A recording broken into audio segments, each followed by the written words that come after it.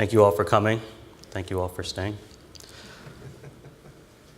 So I've been inspired by some of the previous talks that you've heard. The way that the Houston Astros combined data and insight and they won a World Series. I was inspired by the way that the Philadelphia Eagles combined data, they combined insight, suspect officiating, and a corrupt commissioner's office to win a Super Bowl.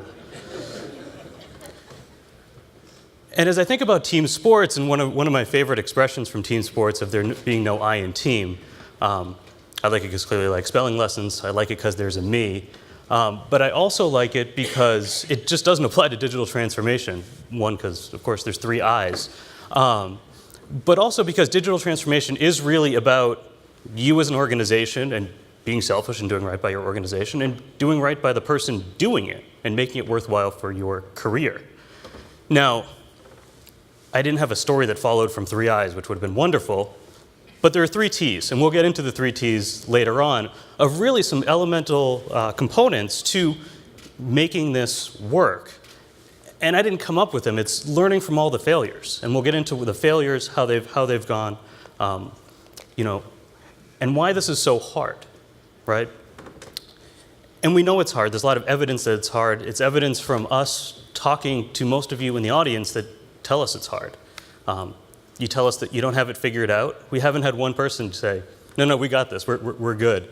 We know it's hard, and there's a lot of data to back up that it's good, or that it's hard. We're going to get into the 3 T's, what actually is meant by that, other than a little bit of pithiness around some spelling. And then putting those to work, how would you actually use this as a framework to make the right decisions to do a successful digital transformation? The first place that people get bent around with a digital transformation is, what actually is it? Because it's hard to do it well if you don't know what it is. And people get bent around all sorts of aspects of it. They'll tell you it's not a digital problem. It's a business problem. Sure, fine. They'll tell you it's not incremental. It has to be transformative, so that the disruption needs to be big enough. Fine.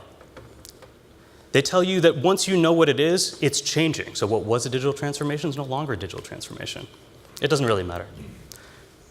Basically, what we're talking about is data. How do you get it? And then turning it into money. And any kind of money, whether it be cost savings and bottom line, whether it's how do you engage your customers, whether it's new products and revenue streams, this is what we're talking about. Getting the right data, turning it into money.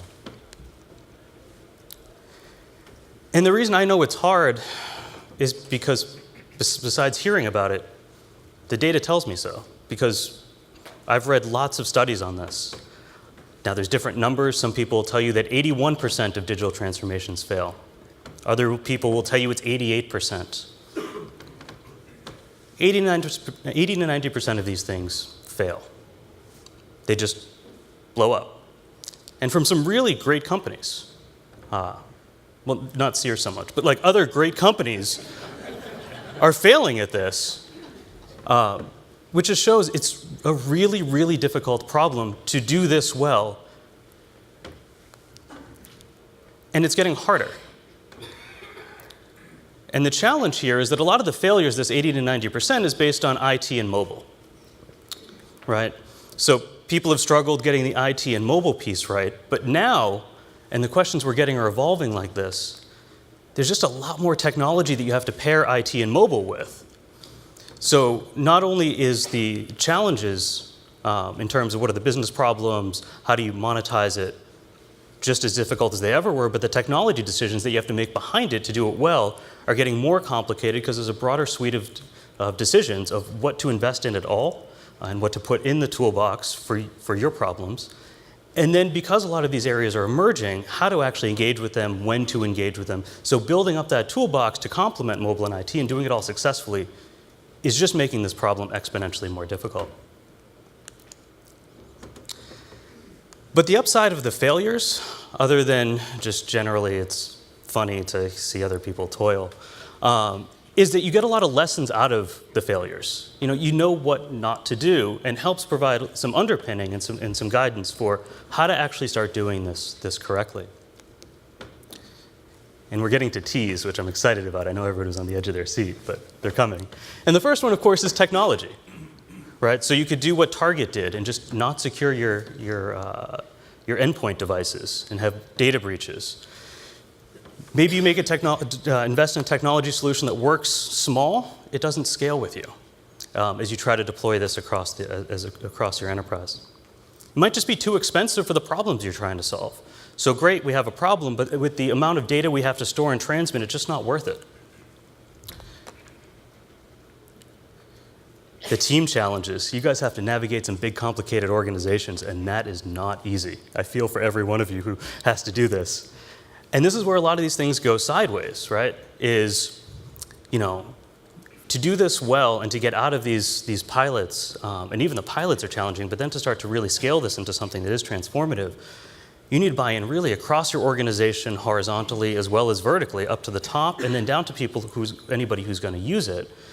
And on top of that, once you get that buy-in, you actually need to then manage against, a lot of those people are going to change roles through the course of trying to do this.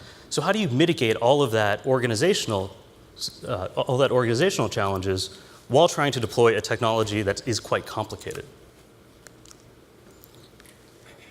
And then to pair them, and anybody who figured out that the last one was going to start with a T, well done.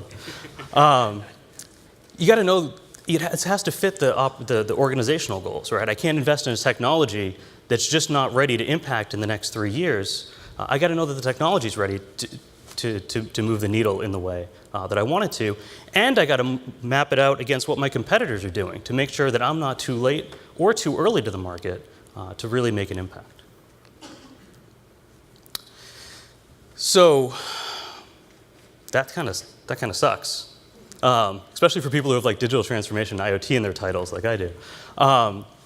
So the question here is, well, why not just skip it, right? You just kind of like simplify, and you go to an island, and you get a Mai Tai, and you just kind of call it a day and don't worry about it. Well, one is the competitors are doing it, right? So you're going to fall behind in terms of you can't be the Walmart to the Amazon. You can't let your competitors get out ahead of you on this. And for those who do it right, the 10 to 20%, I mean, there's really a lot of money to be made here. So the opportunity cost of not trying it is hard to pass up because there is real money to be made. But again, the challenge for the people, and particularly the people that are responsible for it, the ones with IoT or digital transformation in their title or something the like, that failure is supposed to build character. I hear it's important when raising kids, the whole thing, and it's going to make you quite robust. It's very important for entrepreneurs. But it's not great for your career in a large company to be failing at this. So if you're responsible for it, how do you do this well, and how do you make it work for your organization and for you? So I'm going to walk through how do you really think about these? How do you really use the 3 T's, really put them together in a way that actually makes sense and starts to actually make these things successful and solve the variety of problems that come up. And I represent this as a Venn diagram for a couple of reasons. One is because these questions are all interlinked. You can't make a technology decision without it affecting the team, without affecting the timing, and so on and so forth. The second piece that's important is that PowerPoint has clip art of Venn diagrams, and it made it really convenient. But I'm going to start with the team piece, because often that's really one of the most challenging pieces, is how do you get that organizational buy-in to the digital transformation initiative that you're trying to do. And as I was mentioning before, one of the key challenges, there's so many stakeholders, so many different interests. How do you get them all aligned?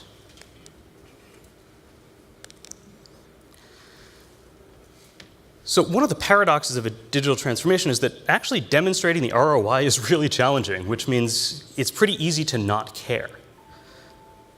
So the first thing to do is make it pay for itself, because then you're really protected against turnover. You're protected against people saying, I don't want to do this. It's like, why would you not want to do this? I can clearly demonstrate that it makes money, as opposed to attacking squishy problems. So if I look at something like augmented reality from our hypothetical toolbox in the first act, I can talk about the ways that a solution like this will will help mitigate the turnover, and as people stay in jobs for less amount of time, our institutional knowledge is leaving. This is really important, these types of systems for doing training and visual overlay and remote assistance, for really mitigating these broader workforce challenges that we have. And all of that's great. But if you really want to sell it, you got to tell me what the ROI on it and be able to quantify that. So if you really want to sell it, tell me that I can take an entry-level repair technician who will make $24,000 and use them instead of somebody who, according to the Bureau of Labor Statistics, would be making $50,000, $75,000, $90,000 with more experience here, in effect being able to save per employee, and you can show me the delta per employee that's using this of how much money we're saving. But now I have the flip side challenge, because now my key user is a $24,000 a year employee, and how do I engage with that person and actually make them want to put on these silly glasses? So you might look at one of the hyped up type of augmented reality solutions like the Microsoft HoloLens. You see a lot of videos, a lot of hype and media around it, but it's the wrong solution if this is what you're trying to do. Because the Microsoft HoloLens is actually pretty complicated to use and takes quite a bit of training. So you need something simple because you need it to match the user, and you need your technology decisions to match that. So a company like Vuzix, which instead of using complicated voice controls and gesture recognition, just uses 3-4 buttons on the side, very simple to learn, very easy controls, because my user is going to be somebody who's early to the job and not making very much money.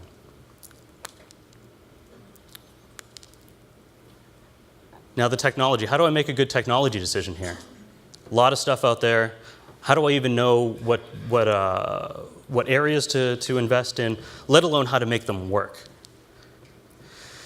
Because it's a really bad look when you deploy something and it just doesn't work. It has to work, and particularly the more visibility and the more risk associated with what you're applying it to. So how do I use some of these early stage innovations and actually have them work when I want them to every time?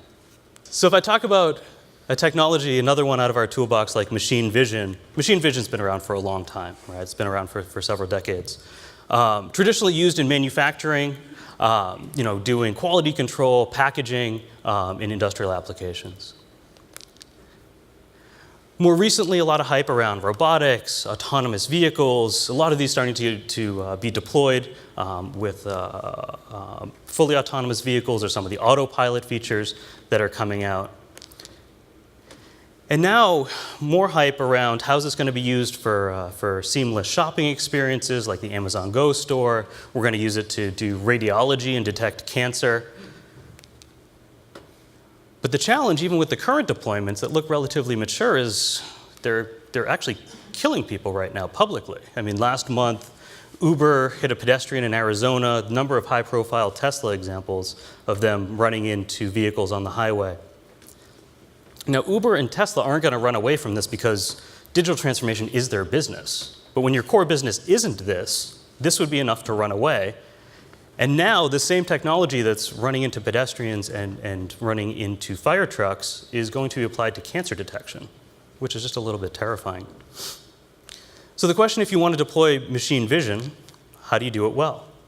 Well, a lot of the technology that goes into machine vision, from how do I capture the image, from the lens to the sensor, quite mature, absolutely ready. A lot of the algorithms, whether they're the processing, the computer vision, are quite ready. The place people get wrapped up in, and the place where it goes sideways, is the training data. Because for most applications, and most applications that you folks here want to do, there's just not that much data available to you to train the algorithms correctly. So how do you do this? Well, you basically have 3 choices. You can do what Facebook does around facial recognition data. You build up a large proprietary data set. It's yours. It's amazing. It differentiates you. Fantastic. It's just really difficult to get, and it's really expensive. But there are companies trying to differentiate and make that their product. A company like Zebra Medical, for example, that's doing this in radiology, where they're manually tagging image after image, building up their data set. So you can do it, but it's hard. You can look at things like computer vision as a service, where you share your data with a vendor who then combines it with their larger data set, gives you the analysis back, but you're giving up your data to their larger data set that they're building. So if you care about data exclusivity, not good. If you want to do this quickly, absolutely great choice. And now more recently, emerging is transfer learning, which is a really compelling solution, just early stage, where if you understand about machine learning and neural networks, I mean, there's a number of different layers that these things go through. And what transfer learning does is enables you to basically go through some of the early layers using complementary or similar data sets. So you still have your proprietary data set at the end to make your critical decisions and get your critical analysis out. But you have access to help really analyze it ahead of time. The challenge right now, and there's companies doing it and developing it, it's just early stage. So depending on the timing and the urgency of the problem, there's no perfect solution right now, but understanding the ways to do this right becomes critical and avoiding these high-profile failures.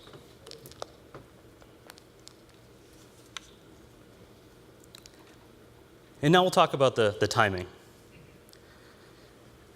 Because if you have a 3-year window, if you have a 5-year window, you better hit it, because people's patience for keeping these projects going when they're not hitting their timelines is generally quite low. So how do you know if the technology is ready? We'll go back to our digital toolbox that I talked about in the first section.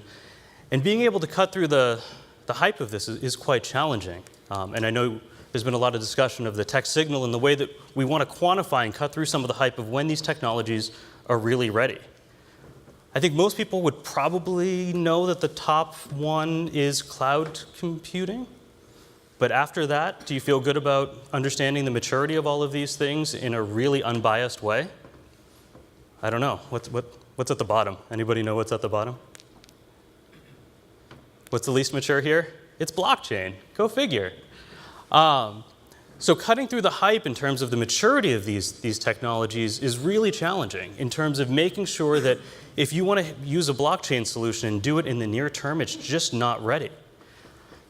So depending on what the organizational and your project timelines are, you have to know that the technologies you want to deploy to solve them are the right ones.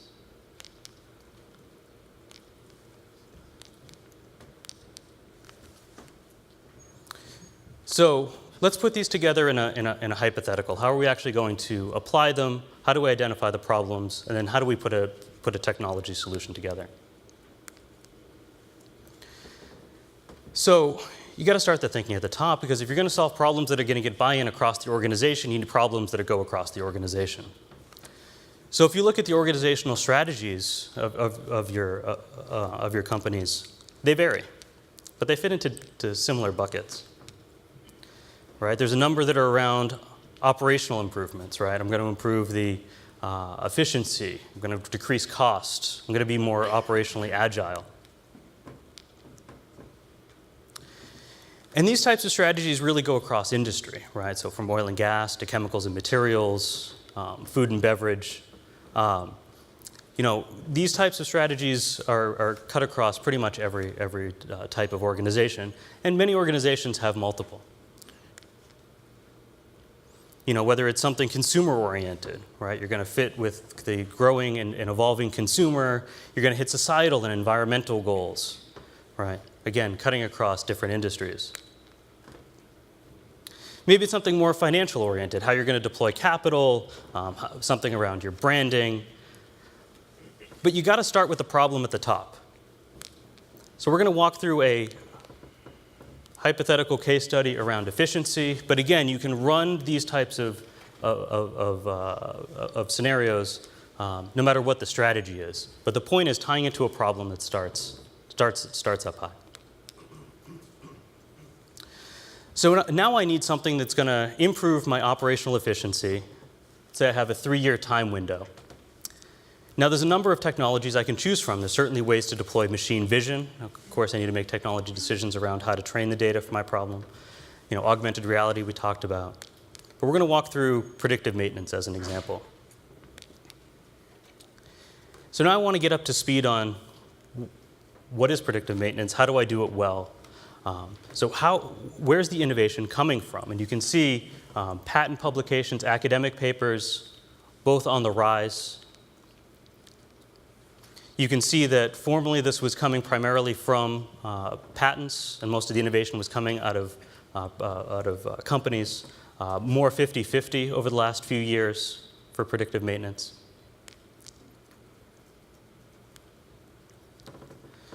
So then I need to know who's actually doing the innovating, who are the key players, where are they located. So I know from understanding the patent publications that most of the companies doing predictive maintenance, nearly 40%, are in the US. So if I'm looking for a vendor, I know where to look. But if I'm looking to engage with a university, let's say I'm looking for joint development, maybe I'm looking to find new hires, really build out a platform, I want to look in Europe. I want to know what organizations have these technologies. So who are the top universities who are doing publications? Where are they located? Who are the top companies? Who have the most innovative and differentiated solutions? I need to know what the key feature sets are that apply to my problem. I need to be able to sort through, and you're not meant to read all the companies on here. This is from an upcoming report where we literally have dozens and dozens and dozens of companies that do predictive maintenance. How do I know which one fits the problems that I care about? Well, I need to know what the key feature sets are. I need to know how to tease them apart. I need to be able to choose a company that actually fits the type of problem that fits the type of operations that I have. And then I got to think about who's actually using this. If I have my $24,000 a year employee, a partner like Decanter, where their tagline being the most simple data science tool, is a great fit. Simple, easy to use type of predictive maintenance solution. I click in the upper right corner on my predictive maintenance tab, and I get the information that I need for somebody to make a relatively simple decision. But maybe I'm looking to have my user be a more experienced user for some more sophisticated problems. So one with more capabilities, like a C3 IoT, may be a better fit for me in this case. So this is one hypothetical case study looking at just predictive maintenance and how you start to tie together technology to the team, to the timing, and building it all together. But of course, the challenge that a lot of you have is you need to really build up a toolbox and decide what to invest in, right? So for each of these, you need a pillar of doing this type of work and filling in a toolbox across what makes sense for your organization. And it needs to be multifunctional. So as you're investing in filling this, it needs to fit for the pilot project, but it needs to fit for a lot of other ones too as you start to build your digital transformation solutions. So solutions that are too precise don't fit. They're also changing, right? So I need to train my organization how to use them, but I also need to maintain and update and evolve them as my digital transformation solution evolves, but also as my problems evolve and the types of problems I'm looking to apply this to. And you also have to be able to use it correctly at the end of the day. How do I bring the right tools and the right resources to bear for my problems? How do I actually develop this toolbox, have it as an organizational capability, and then deploy it at the right times to the right problems? So everybody has a digital transformation team. Everybody has an IoT team. We work with many of them. And the challenge, and really the question you have to ask, I mean, it's so likely that you're going to fail at this because the data tells us that so many people fail. How do you make those right informed decisions underneath to make these projects from early stage, from the pilot stage, successful? And then how do you scale them to bigger and more complicated problems through your organization? And with that, I'd like to thank you for your attention and happy to answer any questions.